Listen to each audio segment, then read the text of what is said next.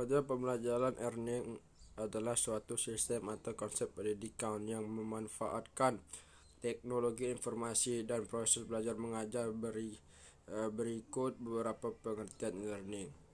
Proses e-learning adalah proses pembelajaran jarak jauh dengan menggabungkan prinsip-prinsip dalam proses pembelajaran dengan teknologi. Yang kedua, sistem pembelajaran yang digunakan sebagai sarana untuk proses belajar mengajar yang dilaksanakan tanpa harus bertatap muka secara langsung antara guru dengan siswa, yang mana sudah kita lakukan pada saat pandemi COVID-19 ini. Yang selanjutnya itu karakteristik e-learning. Karakteristik e-learning bersifat jaringan yang membuatnya mampu memperbaiki secara cepat, menyimpan atau memunculkan kembali, mendistribusikan dan sharing pembelajaran dan informasi. Selanjutnya, memanfaatkan jasa teknologi elektronik, memanfaatkan keunggulan komputer, digital media, dan komputer network, menggunakan bahan ajar yang bersifat mandiri atau self-learning material, kemudian disimpan di komputer sehingga dapat diakses oleh dosen dan mahasiswa kapan saja dan di mana saja. Yang selanjutnya, memanfaatkan jadwal pembelajaran kurikulum, hasil kemajuan belajar, dan hal-hal yang berkaitan dengan administrasi pendidikan dapat dilihat setiap saat di komputer. Selanjutnya itu manfaat e-learning. Manfaat e-learning adalah yang pertama, fleksibel. E-learning memberi fleksibilitas dalam memilih waktu dan tempat untuk mengakses perjalanan. Yang kedua, belajar mandiri. E-learning memberi kesempatan bagi pembelajar secara mandiri memegang kendali atas keberhasilan belajar. Yang ketiga, efisiensi biaya. E-learning memberi efisiensi biaya bagi administrasi penyelenggara, efisiensi penyediaan sarana dan fasilitas fisik untuk belajar, dan efisiensi biaya bagi pembelajar adalah biaya transportasi dan akomodasi. Selanjutnya itu manfaat e-learning. Penggunaan e-learning untuk menunjang pelaksanaan proses belajar dapat meningkatkan daya serap mahasiswa atas materi yang diajarkan, meningkatkan partisipasi aktif dari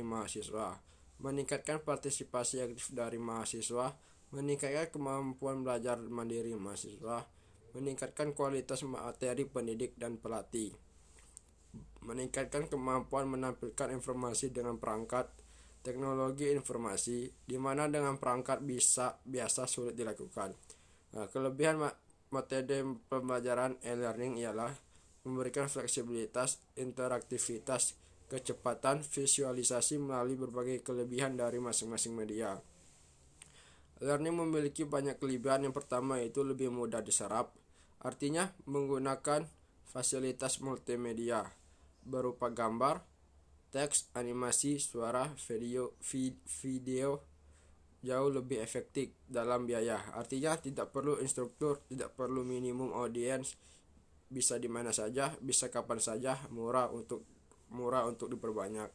Jauh lebih ringkas, artinya tidak banyak formalitas kelas, langsung pada pokok bahasan mata pelajaran sesuai kebutuhan.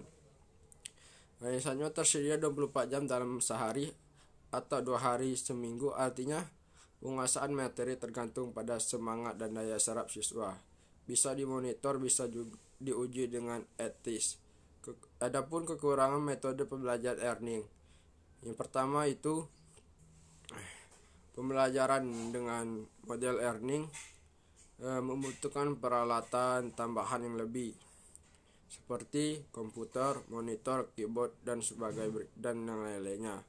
Kekurangan e-learning yang diuraikan oleh beberapa para ahli. Yang pertama itu kurangnya interaksi antara pengajar dan pelajar atau bahkan antar pelajar itu sendiri. Kecenderungan mengabaikan aspek akademik atau aspek sosial dan sebaliknya, membuat tumbuhnya aspek bisnis atau komersial. Proses belajar mengajar cenderung ke arah pelatihan daripada pendidikan. Berubahnya peran pengajar dari yang semula menguasai teknik pembelajaran konvensional kini juga dituntut mengetahui teknik pembelajaran yang menggunakan ICT atau informasi, komunikasi, dan teknologi.